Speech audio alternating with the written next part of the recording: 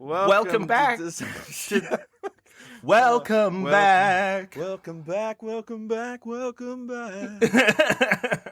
Mr. Cartoon.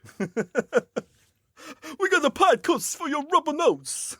I read a lot of the Welcome Back Cotter literature. Gentlemen, let's broaden our minds.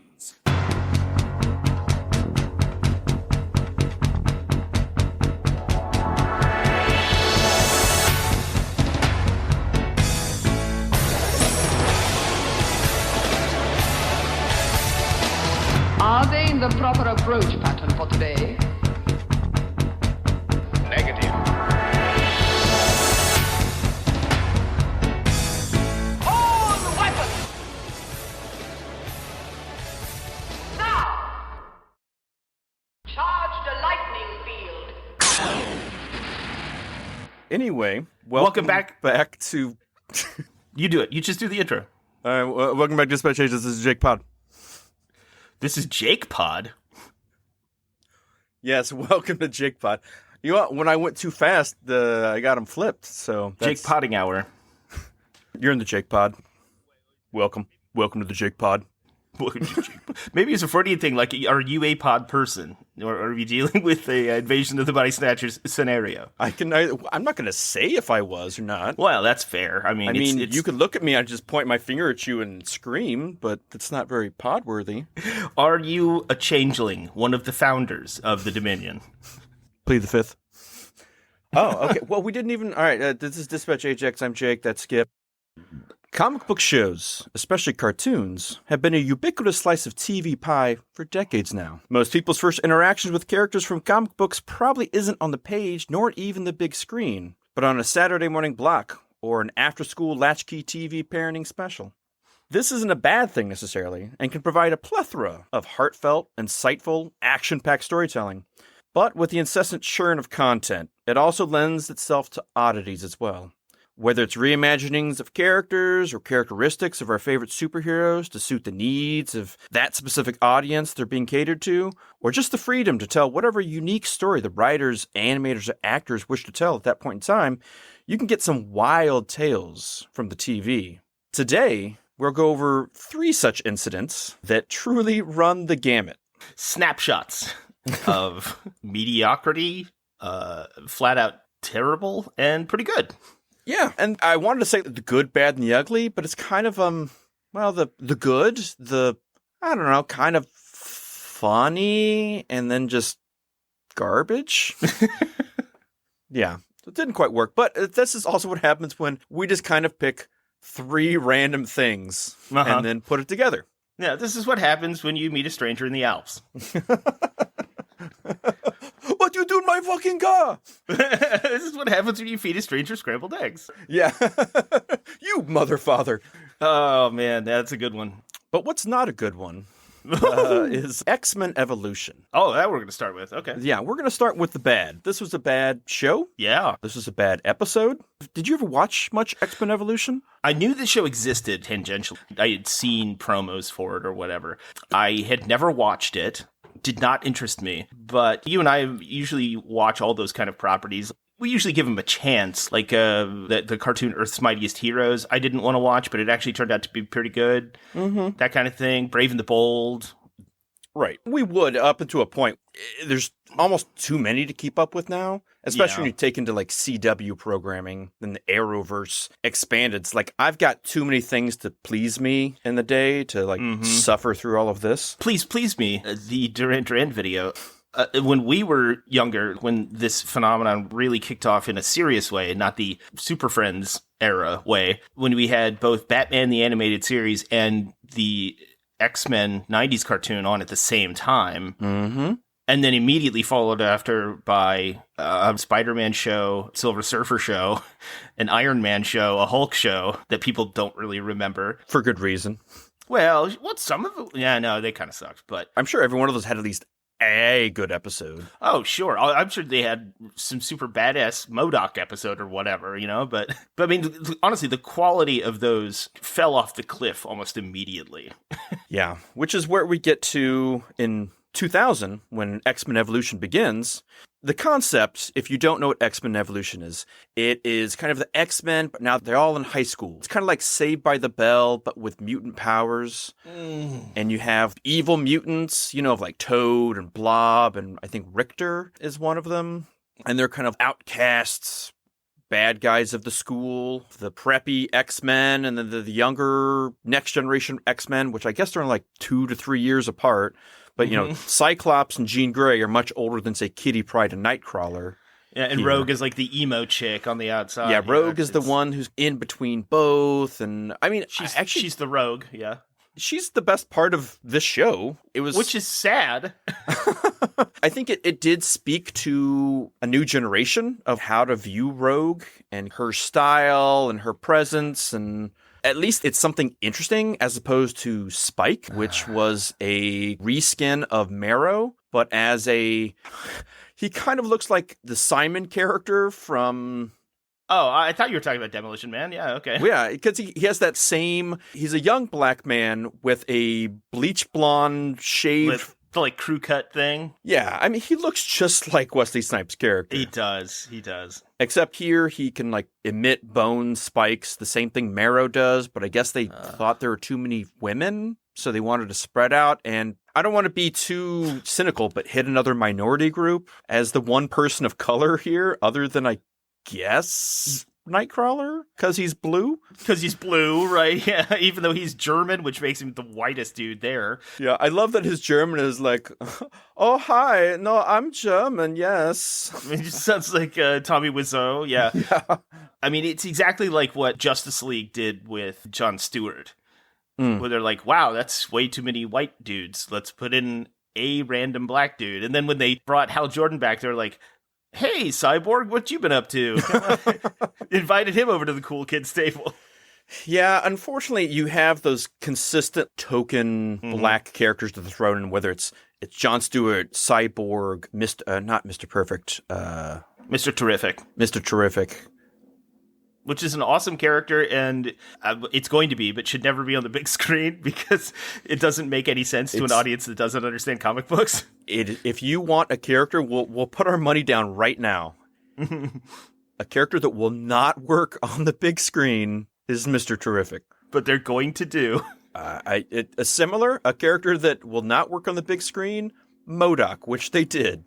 I mean, what they do with the character, I don't really care. It's MODOK. I don't really have any strong feelings for MODOK, but you have millions of dollars and all the time to plan this out and execute, and this is what you do? That's not good.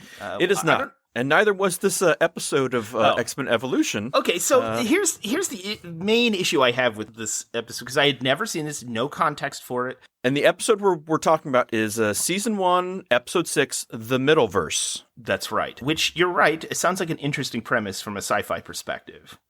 Yeah, because, I mean, when I read the synopsis, what did you think of? Oh, Stranger Things and, like any of those I'm trapped between universes stories that come I thought out of sci-fi. that TNG episode, The Next Phase. Yeah, okay, yeah. Geordi and Ensign Rogue, it's a transporter malfunction and they're stuck in between our reality and whatnot, our universe. And so they're seeing what's going on, but they can't interact. Mm-hmm. They phase through solid objects, which doesn't make sense because they can still walk on the ground. But Yeah, because I guess we should get the basic plot of this. We'll just bang that out so people know what we're talking about. All right. Oh, the X people are hanging out, blah, blah, blah. And then Kurt, a.k.a. Nightcrawler, bamps away in a huff, walks into this abandoned laboratory underneath the school.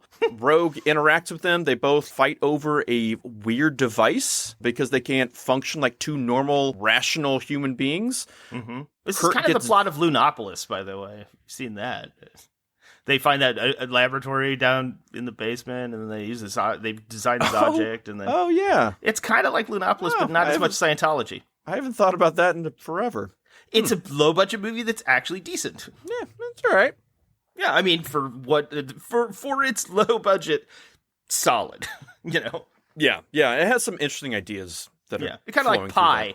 It was like a $10 budget, but man, they did as much as they could. that. Just the 25th anniversary this year. Oh yeah, A24 picked it up, didn't they? I think they're at least re-releasing it. Yeah, I think they're now the new distributor. So Yeah. that's cool. So Kurt gets zapped with this machine, which essentially makes him disappear. Rogue freaks out, goes to just throw the machine away.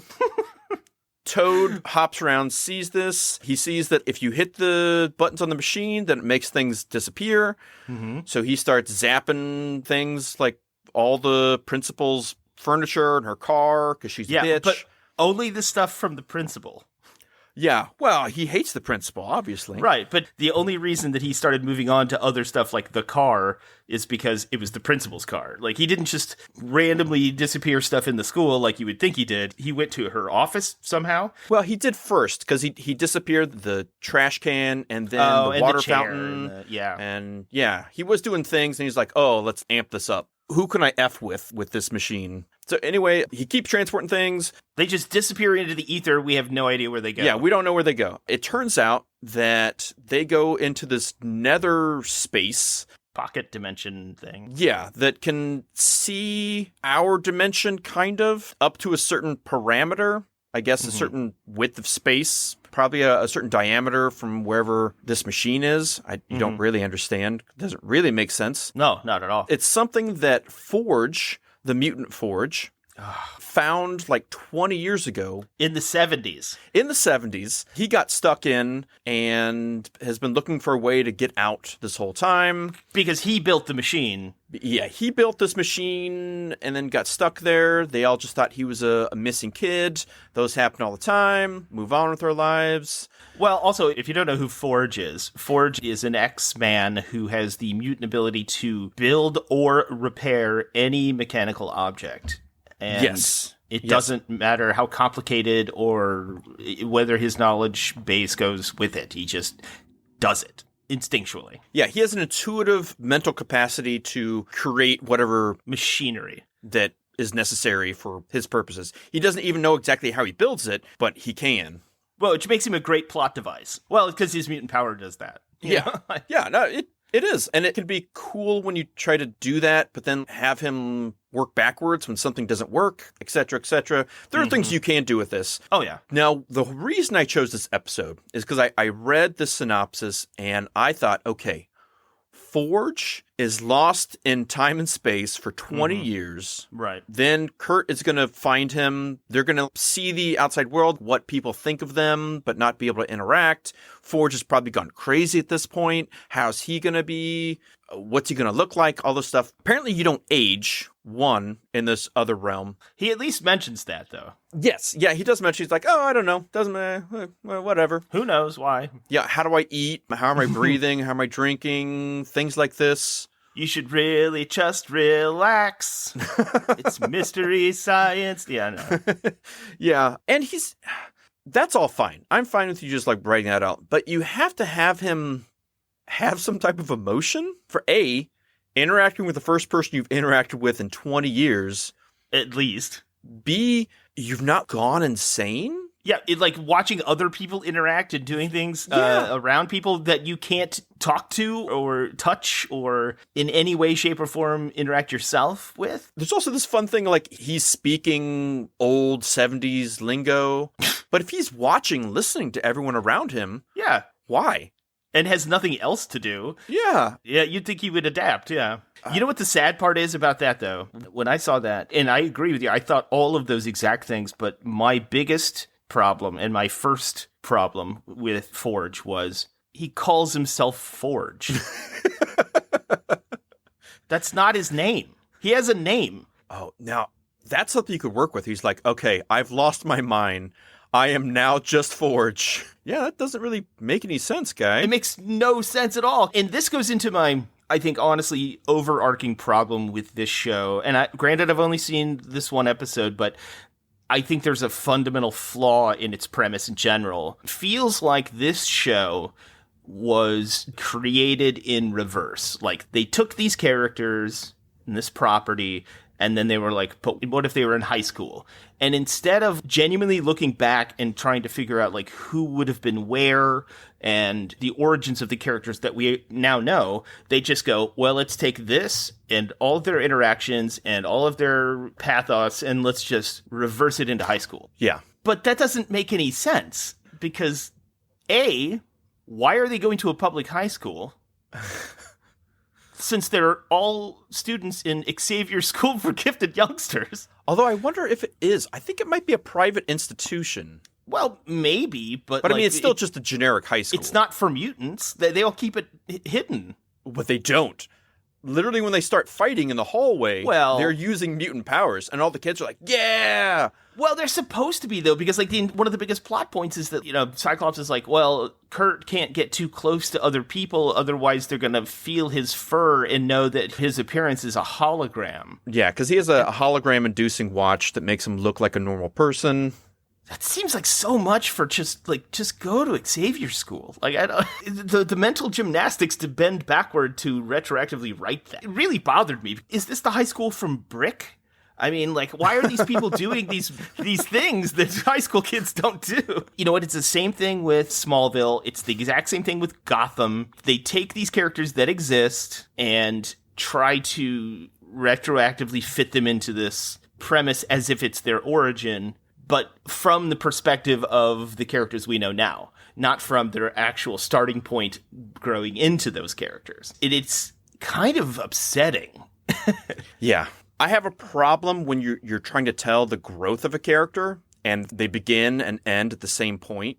Like, Cyclops is just going to be Cyclops. He's not going to grow to, I need to become a leader because I am a bit of a wild child.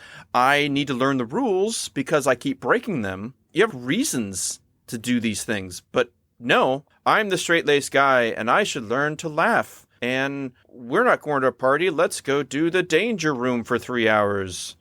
Which for some reason exists. It's the same reason you have an adult Storm and an adult Wolverine.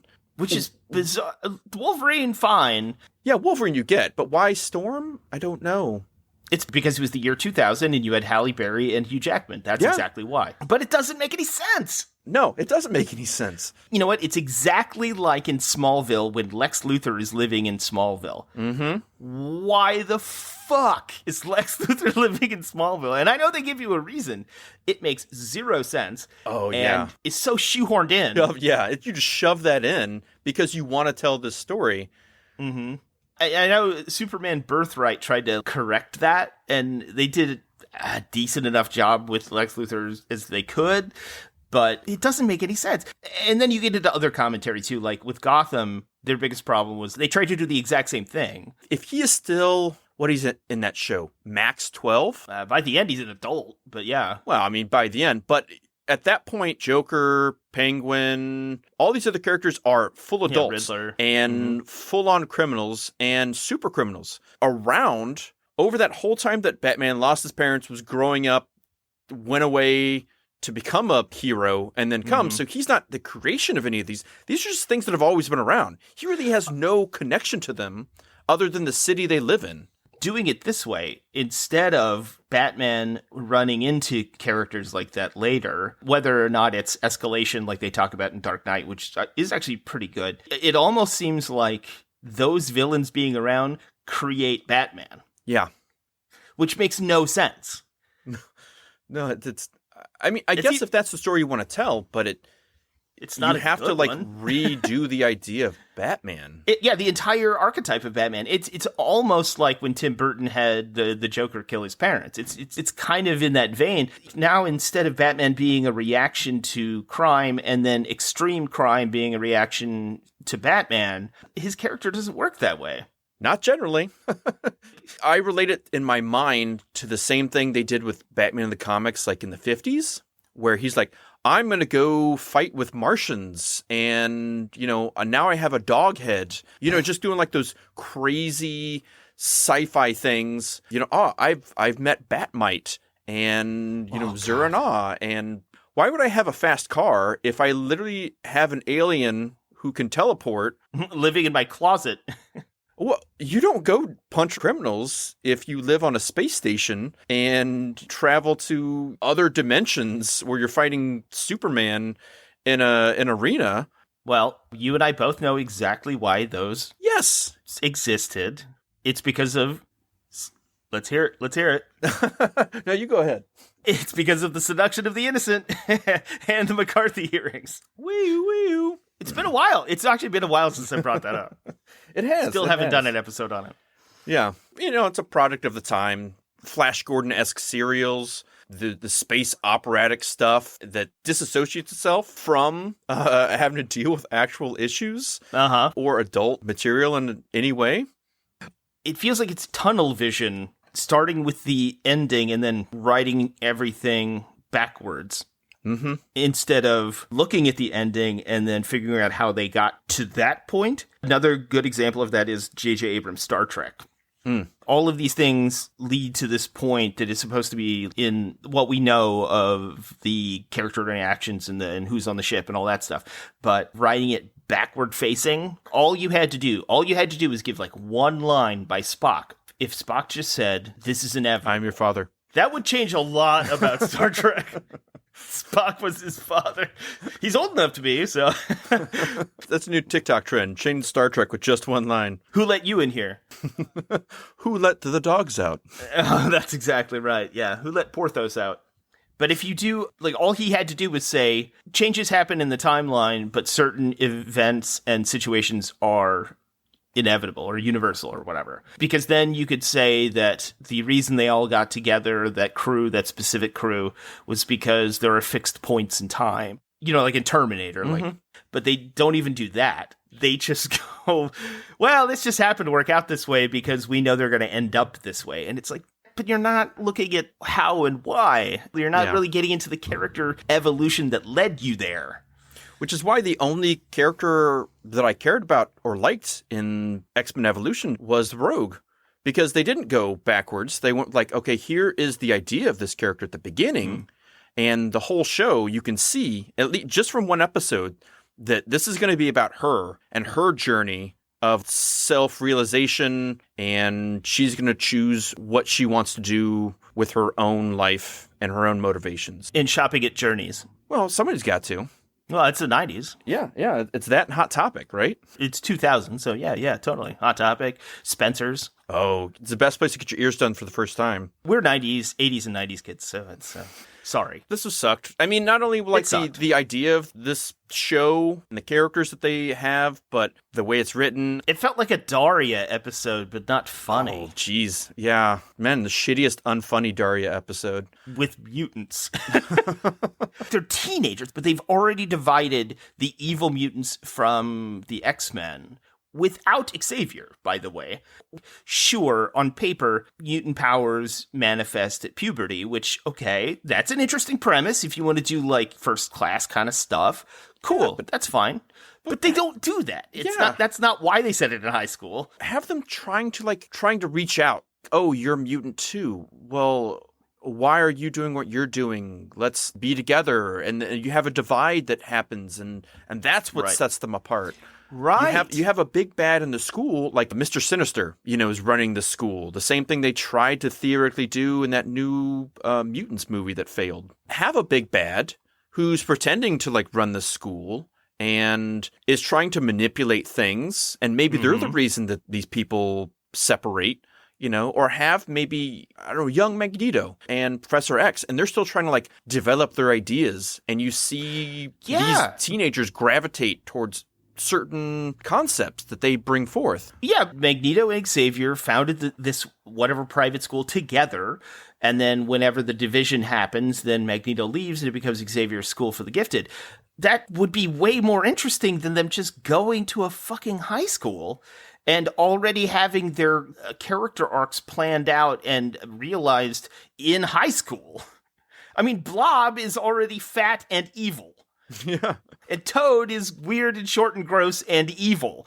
You don't need to do that. And it's also really takes away a lot of dimension from those characters. And I mean, really, shouldn't Toad and Nightcrawler have so much more in common? Yeah, you'd think they'd be friends. Yeah. We're both, viewed as outcasts. Possibly there's an episode like that, and then Toad's a prick, and that's why they separate and hate each other. But I'm going to bet dollars or donuts they don't do that, because that's not what this show's for. No, because, we're talking about season 1.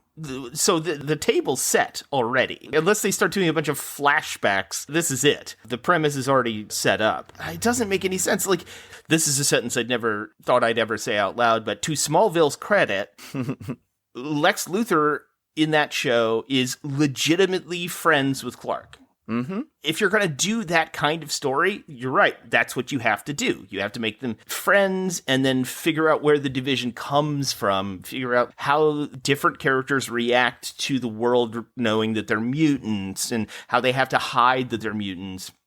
It's a little like, and this is digging into the well for comic book fans, but it's a lot like Charles Burns' Black Hole.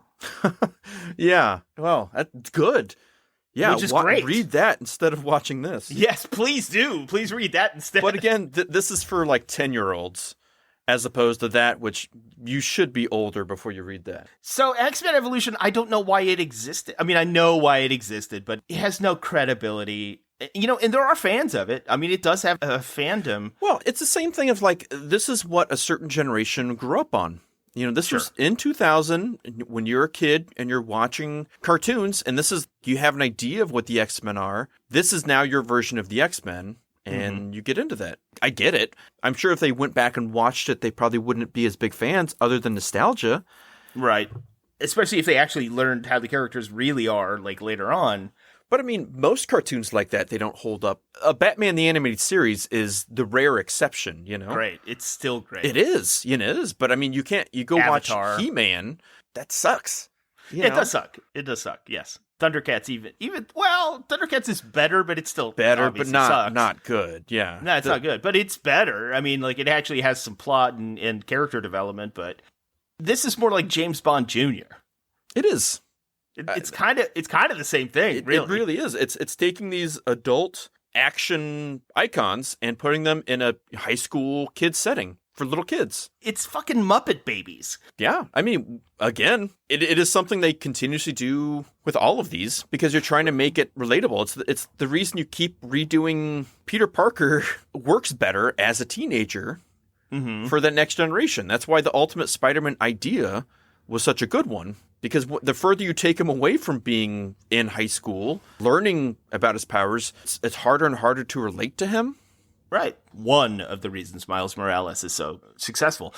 What a weird, interesting cultural touchstone that X-Men the movie was. Because that came out in 2000, which is the same time that Marvel came out with Ultimate X-Men, and this cartoon came out. All of those things, I think, are in response to the reception of X-Men the movie and how that changed X-Men's sort of lore and canon, which is already just don't bother. Yeah, in a way, into the lore. In a way, all three are doing a similar thing. Yeah. I mean, in the X-Men movies, half of that roster is kids on the cusp of adulthood.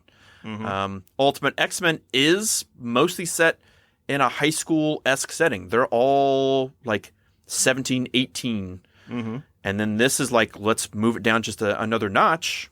And, everyone's... Send them to a magnet school. 13, 14, 15, 16, and in literal high school. And now Wolverine is somehow 6'4" instead of 5'3" in all of those. Yeah, well, it is what it is. But that's because Hugh Jackman played Wolverine. That's literally the reason that Ultimate X-Men does it. That's the reason they do it in that show. It's because the movie had good reception and they wanted to cash in on it. Yeah. I mean, you're looking at what happened in the 90s. He was the breakout character for Marvel. Oh, big time. In that time period. He was big in the 80s, too. He was, but... Patch. But he's still, I mean, you're getting like Marvel Comics Presents and Uncanny X-Men and the beginning of Wolverine. Yeah, that's true. Then you get all these X books, all these X events. his own multiple titles. He's got to be in everything because everybody loves Wolverine. He's Marvel's Batman. He is Marvel's Batman. In that sense. Mm-hmm. I understand why the show exists. It shouldn't. It doesn't do anything to help anybody. I think it's fine. It's one for their particular time period. It doesn't work for us. It was never meant for us. I don't think it's very good, but there's a lot of good cartoons out there. I don't know. It feels like The Batman, that cartoon that came out. It's like, why does that exist? Because they needed Batman on the air. Well, but it doesn't mean content. Well, there's no content. That's the problem. Whatever. I mean, it's a bizarre show. It has no real purpose other than to use these properties. And I'm sorry if any of you grew up on it, because, I mean, I get that. It's like, oh my God, Jake, you have no idea what? How many people I run into now that tell me they prefer the prequels of Star Wars. Yeah. Because they grew up on them. The thing that stands out to me is a lot of people's favorite pizza tends to be something from their hometown that they grew up on. Like in Iowa, there are a lot of people who love Casey's Pizza.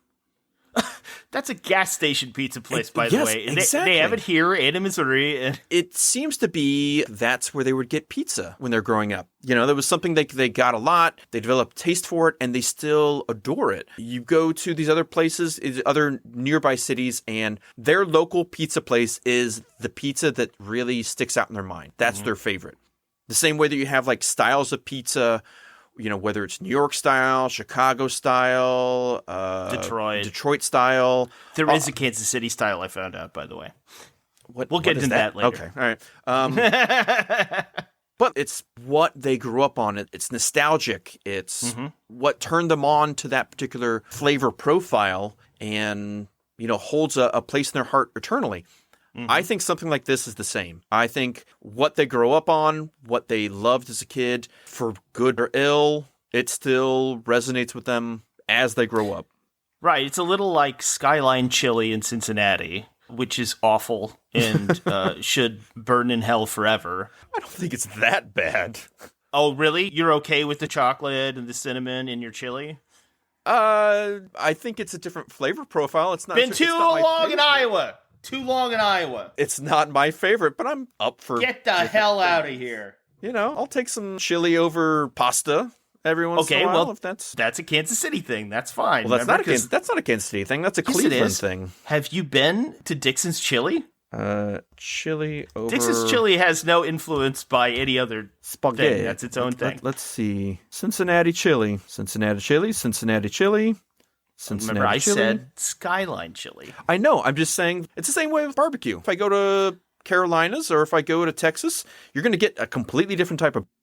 Absolutely. An inferior type of barbecue. I would concur, but I respect their ability to have said nasty barbecue. I agree with you, except for Alabama, where they have mayonnaise-based barbecue sauce. Get the fuck out. Get out of my house. Come on. Get the fuck out of here. No. Go fuck yourself. Take a long walk off a short pier. Get the fuck out of here. Nobody needs to stuff their spare rib into Miracle Whip.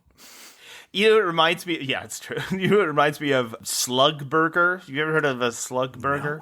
No, what the F is that? It's a Depression-era thing where they wanted meat to last longer. This is a Southern thing. So they would mix in flour or whatever thickener filler they could, and then they would grill it up like a burger. It's objectively gross. But people love it. If I was to Google meat extender, I think I'd get something completely different. Yeah, don't do that. Don't do that. No. Just look up Slug Burger. Well, I did. One of the things they mentioned meat extender, and that's like, Jesus. And then that sent you to a way different website. That's all different. That's a horse of a different feather. Hamburger recipe from Chicago.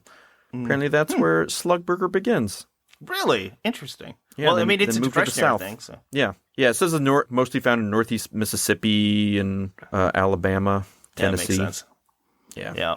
Just like this, the X-Men show is objectively bad, but people like it. That's true. What is not objectively bad is Batman. Specifically, this new Batman Adventures episode titled Growing Pains. With Dr. Alan Thicke. This is from season 1. This tells the story of a young girl who is lost, and Robin finds her, becomes infatuated by her, And she has no memory and is on the run from this hulking, meta-powered behemoth who is after her. And then Batman finds out the real reason behind her missing and her lack of memory and who she really is.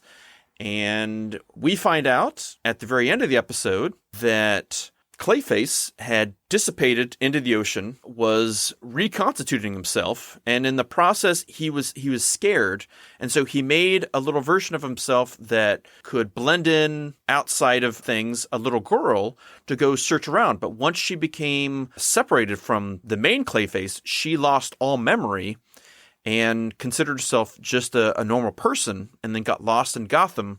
Solid premise, honestly. It really is. Robin finds her, is trying to help her. You know, she's scared and sees Robin as someone who can... They kind of have a young, fledgling infatuation.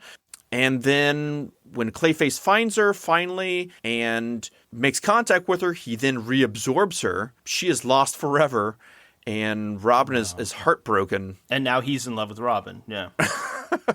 That would have been great if he had absorbed some of her memories, had some type of empathetic relationship with Robin. Yeah, that actually would have been another good level, yeah. That was the one thing I thought this episode was missing. But this is past the prime Batman the Animated Series stuff. This is Yeah, this is the second of those series. A lot of the same creative talents, but Batman the Animated Series had ended. This is the new Batman Adventures. You get 2 seasons of this, circa 1998. A lot of this I actually haven't seen.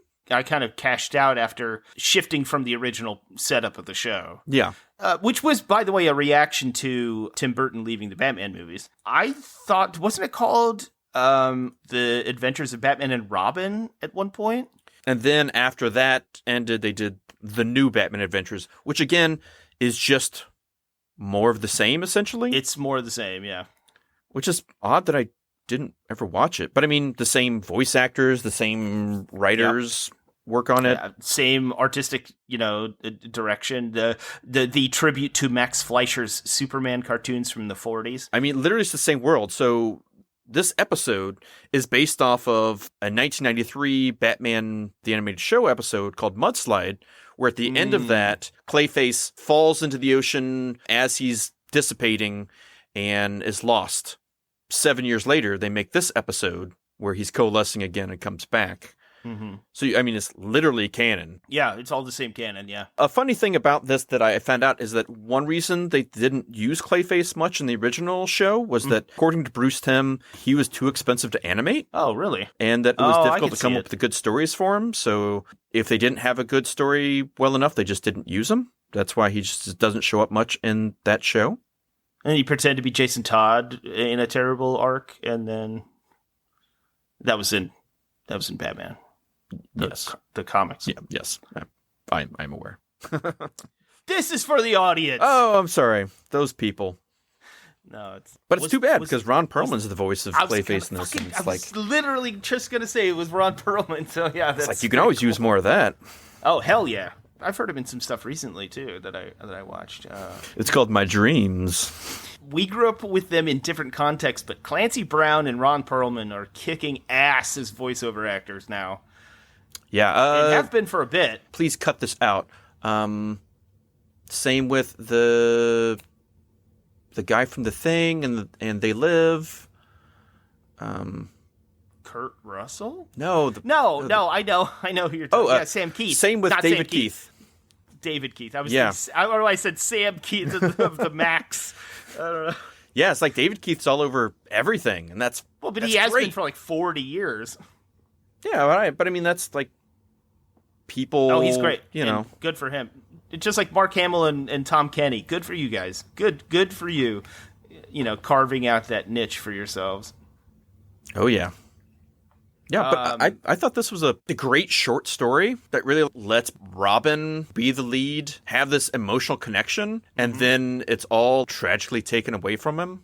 And I love there isn't truly like a resolution. He just walks away sad, as we all do.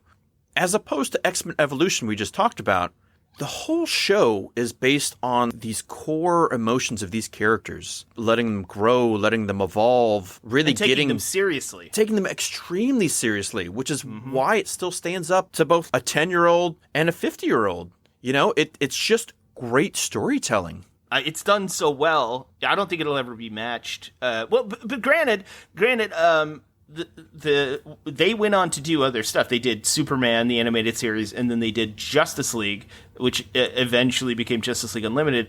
And both of those shows are killer, especially the end of Justice League. They are, but I think out awesome. Other than like some design elements and like the way they draw faces and bodies and whatnot, there is a distinct, like, I don't know, I guess you just call it gothic aesthetic that is present in these Batman shows that doesn't translate over, and I feel like you're just missing True. an intangible greatness. Yeah, there's like a gestalt of Batman that you're not getting. Yeah, and those are supposed to be different things, but they're also just not as good without that. No. And they're not bad. They're just not as good. Yeah. Because, like, the last, like, season of Justice League is super awesome. Especially, like, the last episode. One of the coolest animated superhero stories of all time. When Superman goes and fist fights Apocalypse. Not Apocalypse. Jesus Christ. Darkseid. I was like, okay, I don't remember that. That would be a story. That'd be something for the ages. It would also last 10 seconds. But when he fights Darkseid, it's such a great moment. It feels like the end of Avatar, where it's actually completely satisfactory instead of a letdown. But you're right. The funny thing about the Batman the Animated Series and then extensions is that it has it's a really great show, and it's a really beautiful like idea, like concept, and the way that it's visually designed and the way that those stories are structured. And it's funny because it literally takes Max Fleischer style animation. I mean, all you have to do is watch the opening credits, and you have that matte painted scene of his face where his eyes narrow. That is straight out of a Max Fleischer Superman. And then combining it with Tim Burton's vision of Gotham, even down to the fucking Batmobile and his grappling gun, and it's this amazing meld of these two visions of superheroes that actually works in a.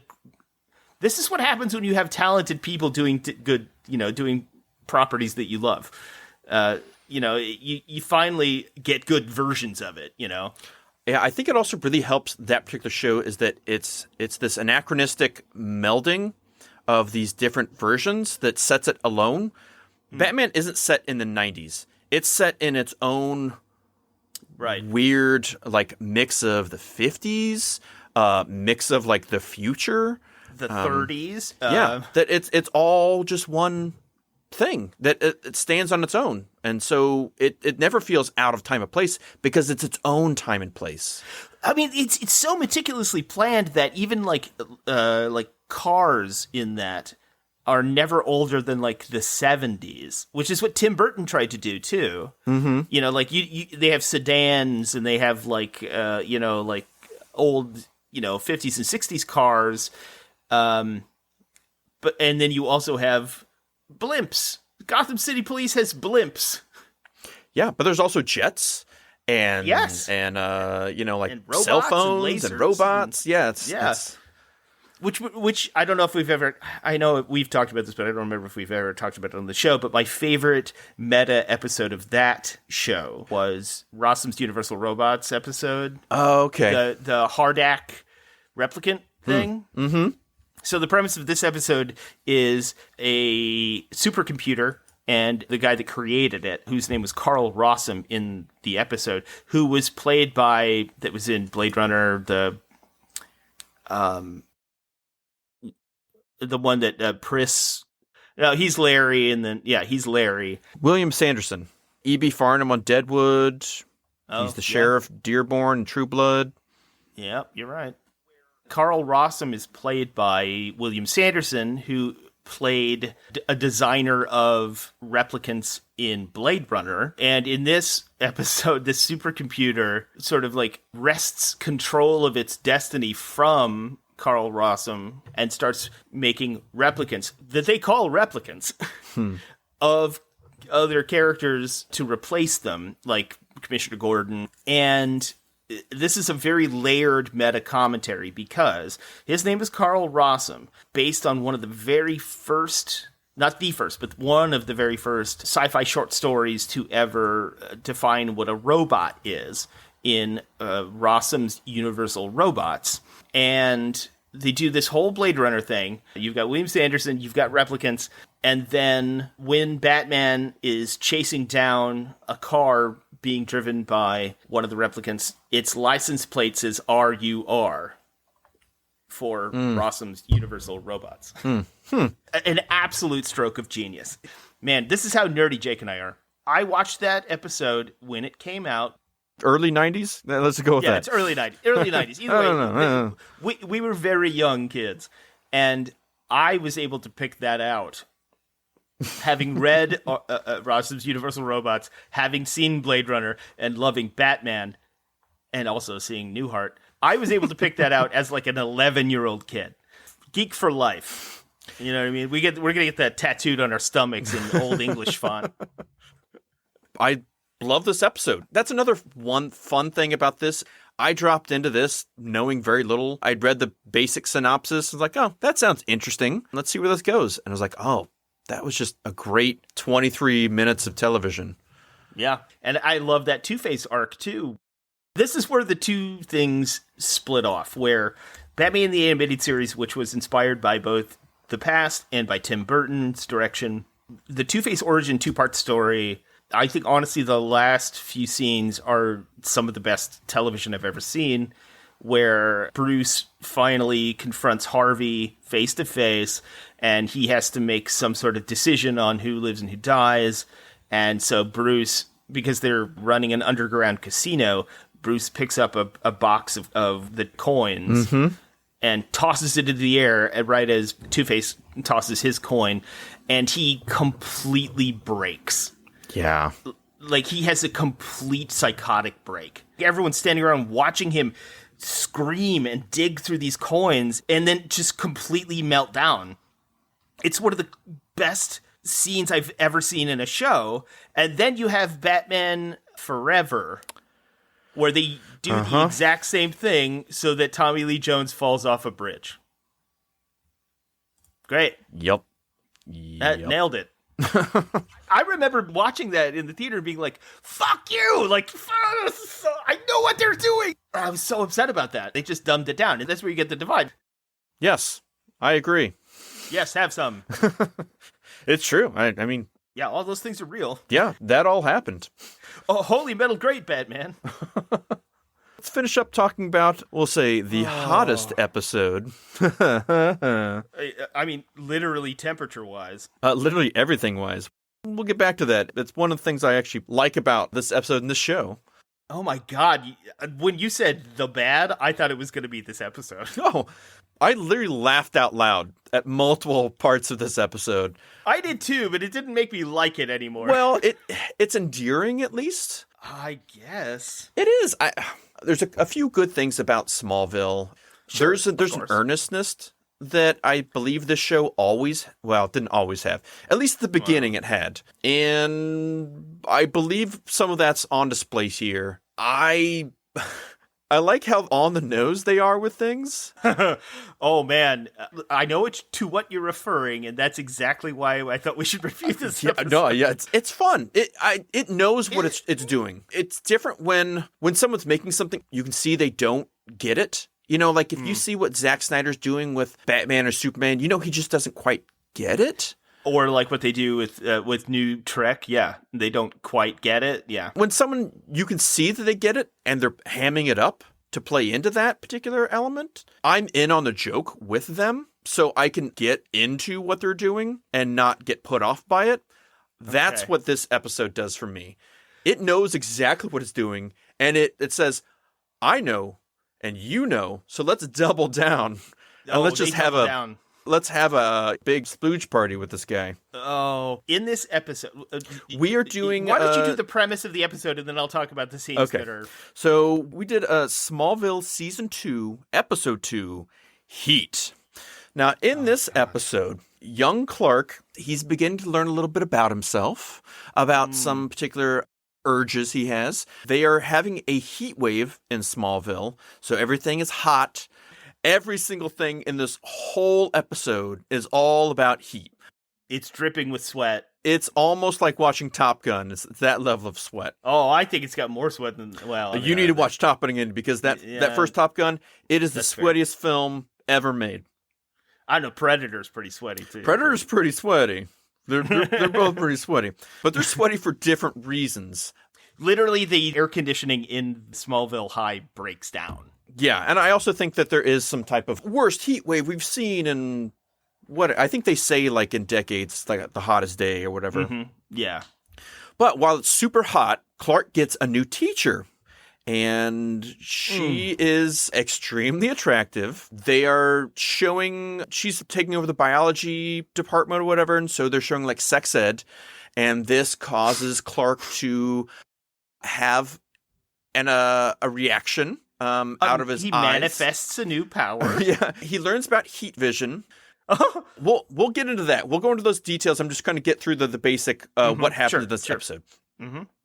You find out that she is not only the new teacher, but she's Lex's fiance. And you find out that she has become Lex's fiance because during the great meteor shower that gave all these different superpowered individuals their powers in Smallville, she was boning and then got hit by like a meteor explosion, which because she was boning, all over her chest, her pheromones were, I guess, active and thus became super activated in a metahuman sense. So now she can exude mind-altering and will manipulating pheromones that she uses to marry Lex Luthor and then get other people like the sheriff to arrest Clark and for Clark's father to try to murder Lex. It all gets wrapped up in the end, and Clark saves the day. I.e. every episode of Smallville.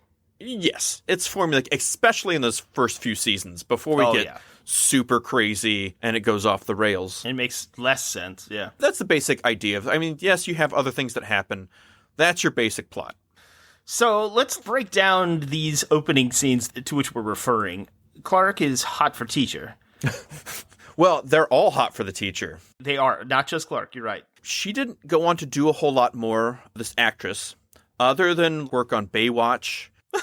That actually makes way more sense than It really does. Krista Allen, that's the actress's name. Karen Allen? Cool. She was in Feast. The movie that came out recently, Feast? No, the... Oh, that's The Feast. The one that came out of that reality show with Matt Damon and Ben Affleck where they were giving money. Yeah, she was in that. But we'll say she's a very attractive young woman who I guess does comedy stuff too. Unfortunately, she isn't given that role in this.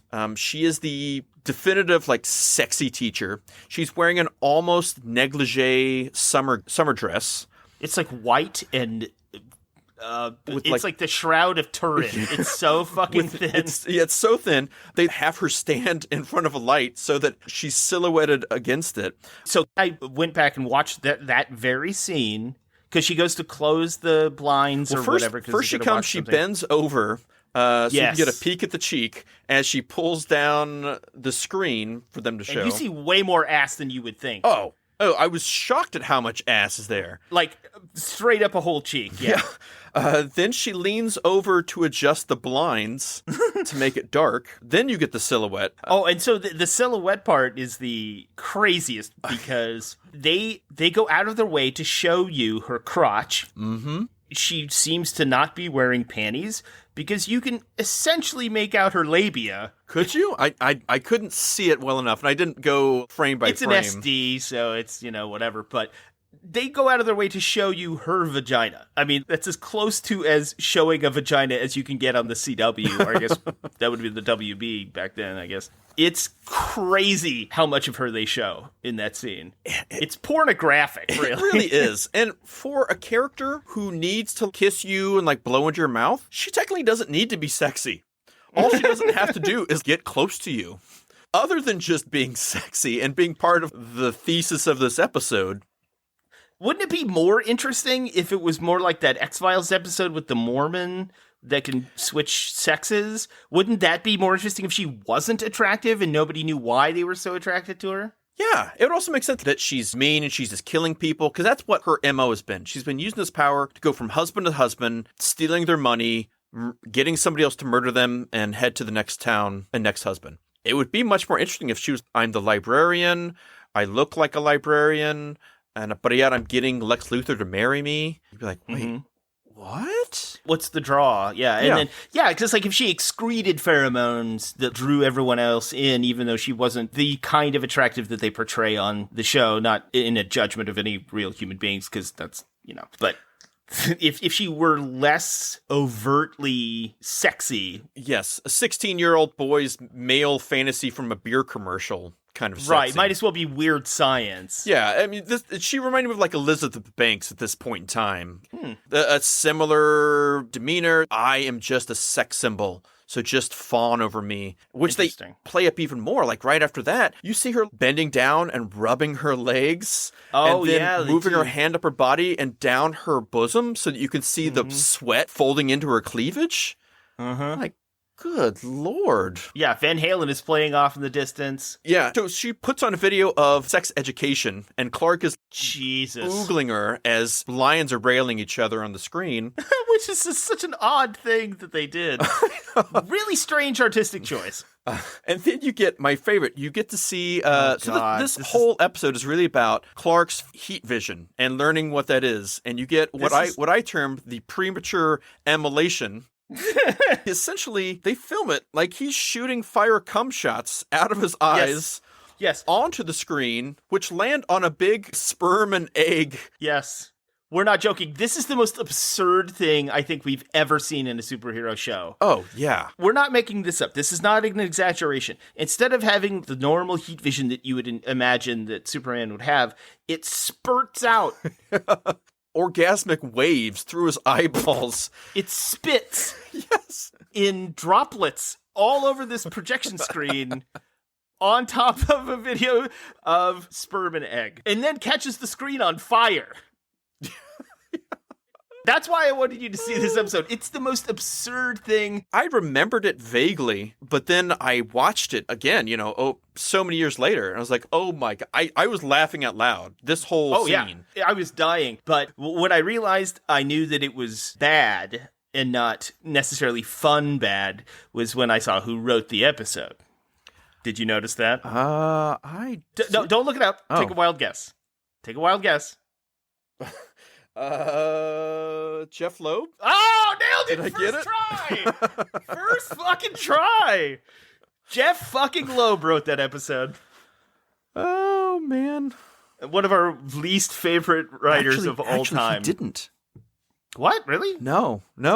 Mark Verheiden wrote it. Oh my God, Verheiden wrote that? Yeah. I thought it was Loeb. Was Loeb a producer, or did I just see that in a different episode? Because he wasn't doing any of that at the time. There was just Goff and Miller at that time. Well, I mean, I know Loeb ended up writing some episodes on that show, but yeah, no, he did work on it eventually, but this was all of Verheiden. Yeah. Whose comic work is not bad, but TV work is not good. No, well, his screenwriting, it's all over the place. I mean, you got The Mask, you got Time Cop. Oh, God. But you have episodes of Battlestar Galactica. Oh. Yeah. He's done stuff that's worthwhile. I don't hate this one. I thought it's fun enough for me. Well, see, I have a problem inherently with Smallville, mostly because, when it came out and, comic book properties were finally becoming viable pop culture fodder that people took more seriously. This show comes out and they do the most hated thing in setting it in high school, which I could forgive if it's a good show. It could be Starfleet Academy. I'd be okay if it's as long as it's good. But then they start getting into this weird stuff where Clark's arrival on Earth drew a bunch of kryptonite with him and landed in Smallville and then gave everybody weird powers that is not explained at all by kryptonite. And then they lean into the whole, well, we live in Kansas thing, which is fine. That's cool. We used to live near Kansas. I get it. But then even in that season, there are times that they go to the top of a hill and they're like, oh, look, there's Metropolis. I mean, how good is your fucking vision, man? It's the shiny city on the hill. Are you looking at Topeka?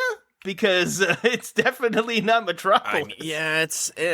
I don't know. I always took that with a grain of salt. It doesn't make sense, granted, but neither did Lex living there make sense. No, that made no sense. Well, I mean, they actually have an explanation for that, at least. They do. Well, they make up They don't have an explanation for the weird geography. There's no explanation for that.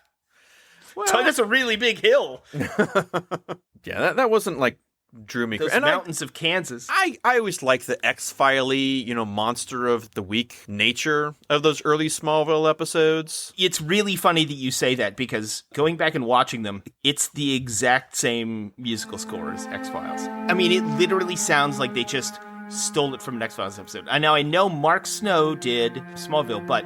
Yes, he did. It's literally recycled music from the X-Files. Seriously, just go back in one episode and you'll be like, oh, what's Scully up to now? Which maybe that's another reason I enjoyed it more. Well, it could be, yeah. I mean, it fit with the tone and the vibe I was looking for. Also, Kristen Crook's not bad looking. Oh, well, I mean, that's another... Kristen Crook was always like, oh, I have a major thing for Kristen Crook. Oh, interesting. But you have the opposite with... Well, you have the opposite now because I watched it, watching Allison Mack. Oh, boy. Now, and watching John Schneider now. Oof. Ugh. Man, yeah. This sucks. This is not good anymore. Well, it's funny, too, because... So one of the interesting things I liked about Smallville was... So in Superman canon, it's a little bit like a Gwen Stacy, Mary Jane thing where Clark was in love with Lana, moved away. They still pined for each other. She knows he's Superman. She and Lois do not get along. This whole, he may have loved her more or first, at least. And so there's always a Lana for a Lois. And in this show, since they use Lana as the main love interest, they had to create a new Lana. So they created Chloe. Right. And who sometimes is better or more interesting, but also sometimes it's just completely annoying. And then we see Allison Mack branding women for Nexium. That's just... And you start... Yeah.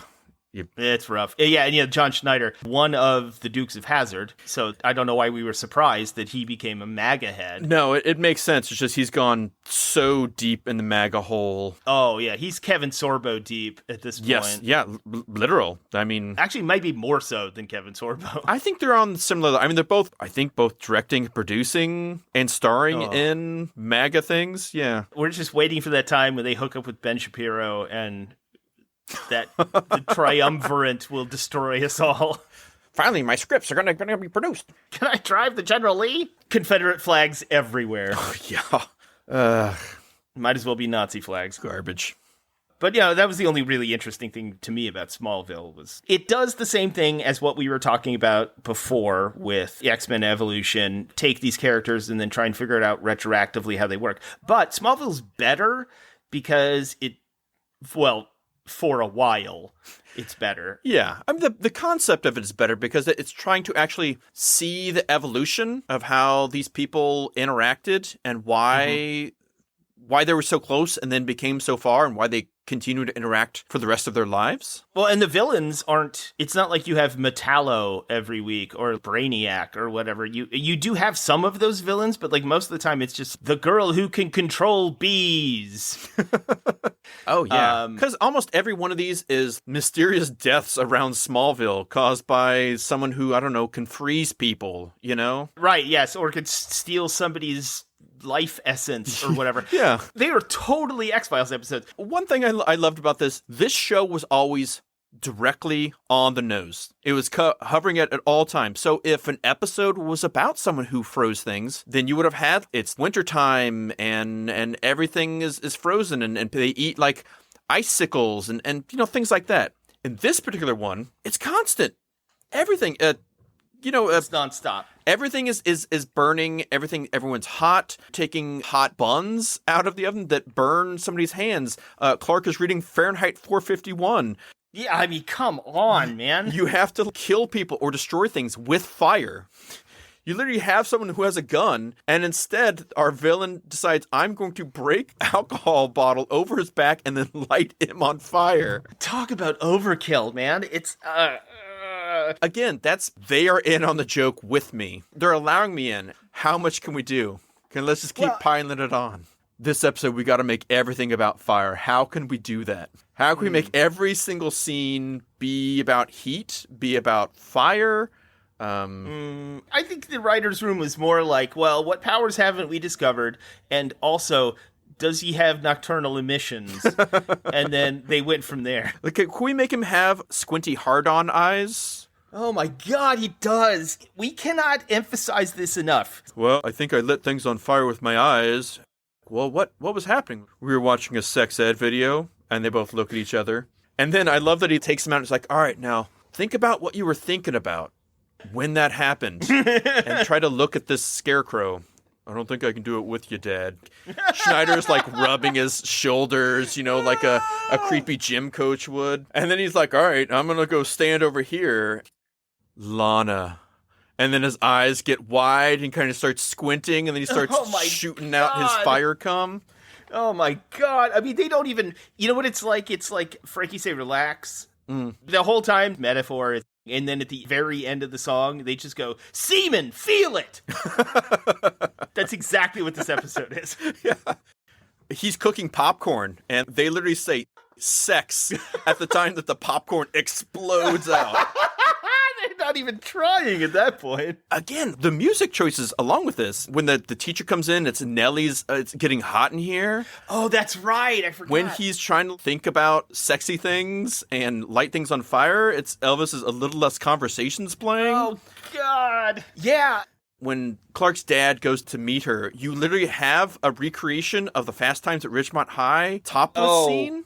That's right. Yes. As she's coming out of the water and she is topless. Now, I know they're leaning in. Yeah, I thought it was fun. I thought it was great. It's a preteen, teen show. Sure, but you don't have to do the conceits that they do to do that. They don't. You could just... But I also think they make up for it by giving emotional hooks and telling long-term stories that kind of pay off. Until the whole Metropolis thing happens and Lois and all that. And yeah. then it's just objectively bad. Yeah, it goes completely off the rails. But I think those first few seasons, it ran 10 seasons. And so by the season 10, okay.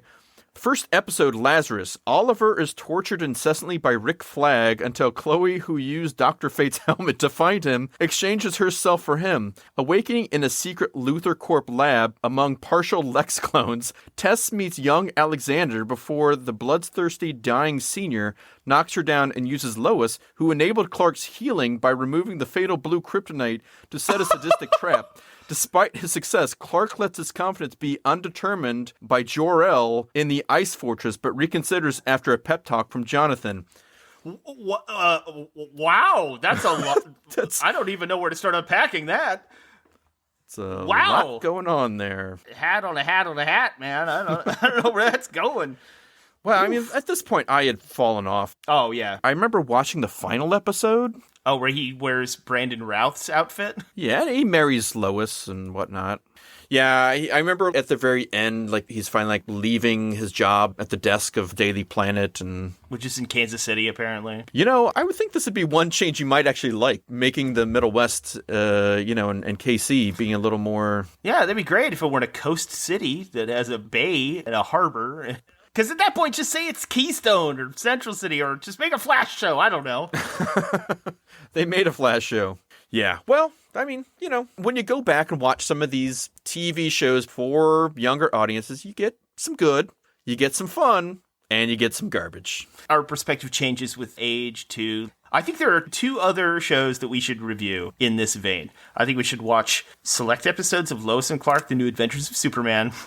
All right. I could stomach that. I have some of it on DVD for some reason. You're a sick man. Then we should watch Superboy, the TV show. That's done by the Salkinds. I don't think I've ever seen any Superboy. It was bad. But, I mean, there are moments where you're like, oh, okay, this is interesting. And then there are other times you're like, is My Secret Identity on yet? Or can we... Does anybody have any Misfits of Science we could watch?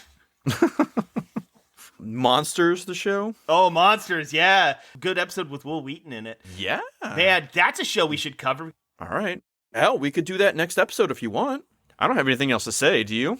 Use a Trojan and wrap it up. Thank you for listening to another episode of our podcast. If you wouldn't mind liking, sharing, subscribing, if you could give us 5 shitty cartoons, whatever podcatcher of your choice, that would be appreciated. If you do like us, feel free to check us out on social media. We're on the tweet boxes We're and bad at it, Instagrams. but we're there. Shoot us a message, and if it's something you want to hear about, we can yak all day about whatever inane BS that you want us to hear. You can heat vision splooge us a message. Burn my eyes. Take us out, Skipper. Does he just blow a hole in the wall when he thinks about his teacher? Or, like, that's dangerous. I don't know. Some things man is not meant to know, Skip. That is true. One day we'll know the secrets of Superman's splooge. But not today. Not today. He was killed by splooge kryptonite. It makes him impotent. Is that pearly kryptonite? It's a kryptonite pearl necklace that Lois wears. Give it to her by Lex Luthor. Oh. Anyway. Yeah, there's a white kryptonite. So, all right. Well, that's us being idiots. So, don't forget, ladies and gentlemen, to pay your tabs. Make sure you clean up after yourselves to some sort of reasonable degree. Don't forget to tip your wait staff. And don't forget to support your local comic shops and retailers. And from Dispatch Ajax, we would like to say, Godspeed, fair wizards. Seaman, feel it! Please, go away.